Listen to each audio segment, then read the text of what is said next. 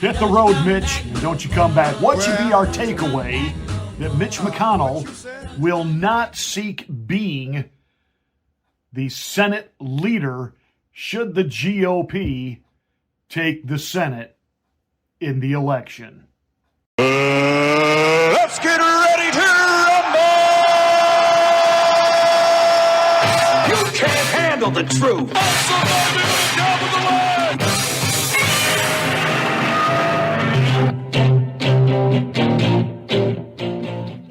Hi, I'm Pastor Marty, and this is the Afternoon Drive. Make sure that you are subscribed to the channel, and once you are, smack the bell, click the word all. That will give you notification of my rants, my ravings, my undeniably perfect, flawless reasonings. Hey, please like and share this video. It's the only way that I get the word out that we're here. Thank you so much for your support. Thank you for watching the Afternoon Drive. Well, Mitch McConnell, the guy that looks like Tippy Turtle. Remember Tippy? If you, in the back of the TV guide back in the day, if you could draw Tippy the Turtle, you could win free art lessons. So Mitch McConnell, the Turtle, has announced that he will not seek being the Senate Majority Leader should the GOP take the Senate in the election next week. What does that mean? Now, a lot of people are trying to infer all kinds of things into it. I'm thinking this. He definitely is looking and feeling his age, and he's had a couple of Joe Biden moments himself that have been caught on camera. And I really think what it is, and I'm just going to put it out there. The internal polling that the politicians have access to, which is far different than what you and I have access to, or what the media allows us to be privy to, I think clearly shows that the momentum is definitely in Trump's favor. We're already getting stories about Democrats on Capitol Hill are preparing for a second Trump administration.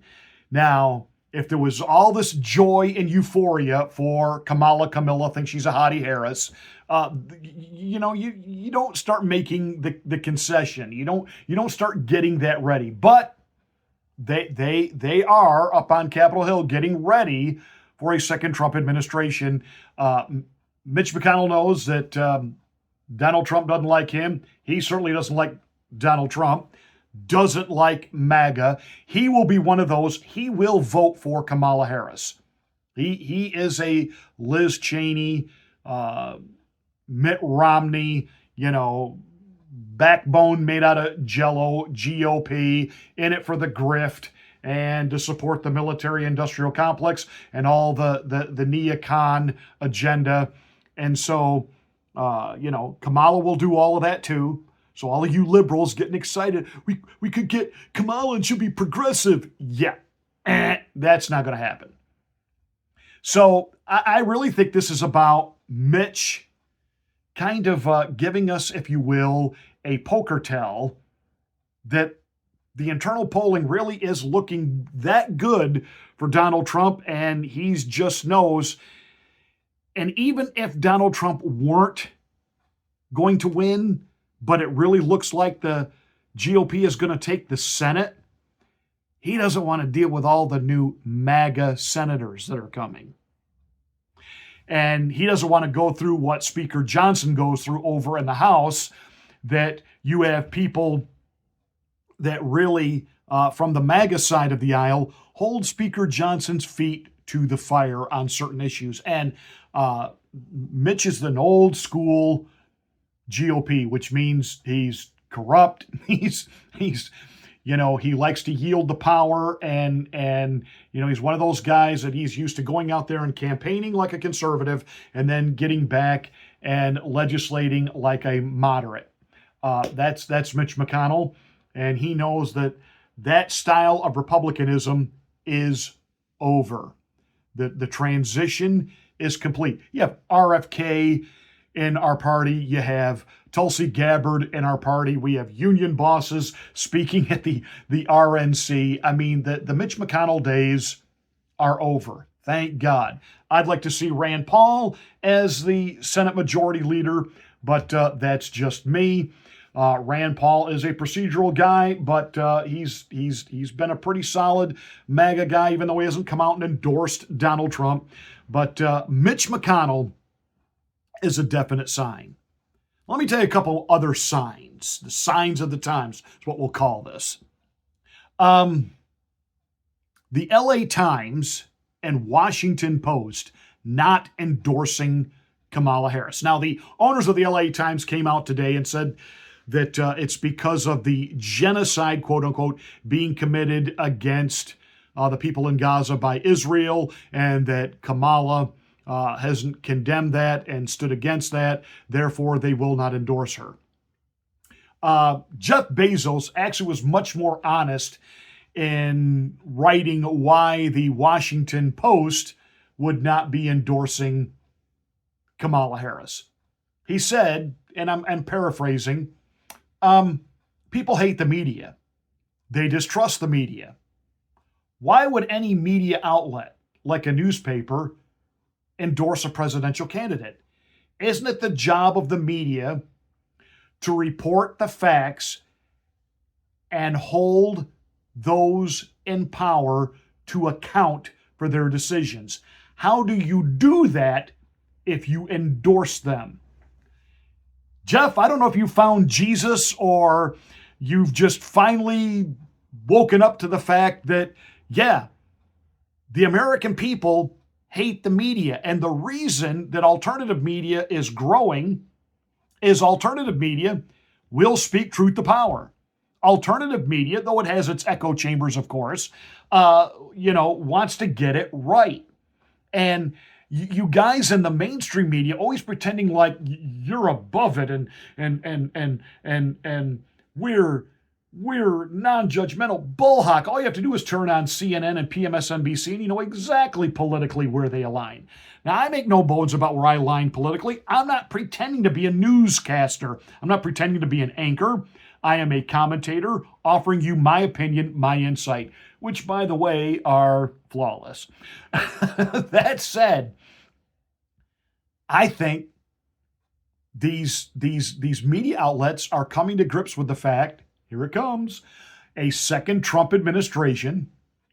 And, I think Jeff is also signaling to his not only his editorial department, but his news division, hey, we're not just going to run hit piece after hit piece after hit piece on Donald Trump when he becomes president again. We're actually going to straight up report the news. Won't that be refreshing for a change? Because the honest truth is, the people that really suffer from Trump derangement syndrome and these sycophants that do stand in line to go into a free Beyonce concert that they find out is actually a Kamala campaign stop. And instead of Beyonce singing, she comes out, she speaks for 3 minutes, leaves, and then 91-year-old Willie Nelson sings. Well, talk about a bait and switch. That's like you baited them with fresh milk, and then you served up a bowl of sour milk that was so rancid it was actually clumpy. 91-year-old Willie Nelson. Yeah, okay, that's the same crowd that would listen to Beyonce.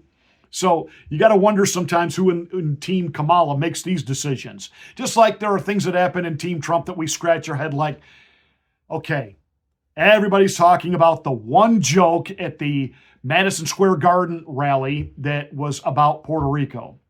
Been to Puerto Rico. I have opinions about Puerto Rico. I wouldn't call it a floating isle of garbage. But that said, that apparently was not what the comedian meant. And it was going to be in reference to something else. He got crossed up, which doesn't matter. Doesn't matter. You already had the libloons for a couple of days building this up as the reincarnation of a Hitler rally. And, one guy goes out there and provides them just that one soundbite they needed to say, see, we told you. And you want to know who in Team Trump thought, hey, let's bring on an insulting comedian like that. Be that as it may. We watch all of this unfolding around us, and you still see the enthusiasm and what's up there for Donald Trump, and the people that just hate him to the point where they can't even think straight because the media constantly feeds them negative, negative, negative, negative, negative, negative. Maybe if the media just straight up reported the news, call him out when he ought to be called out, and actually report positively on his successes, that would begin the calming down and the uniting of America. But that's not really what the media is there for, with Operation Mockingbird and carrying out the will of the oligarch that want to keep us all divided and at each other. But I think we are building up to a monumental night on election night. The media's trying to say, oh, we won't know for days. Bullhawk. Bullhawk, bullhawk. And if they do pull those kind of shenanigans again, Arizona, we're looking at you. No. We're going to get this right, and we're going to get it right on election night. And I think the internal polling is such that the Mitch McConnells see the writing on the wall, media outlets see the writing on the wall, and they're already trying to weave those waters. So it's another day of good news.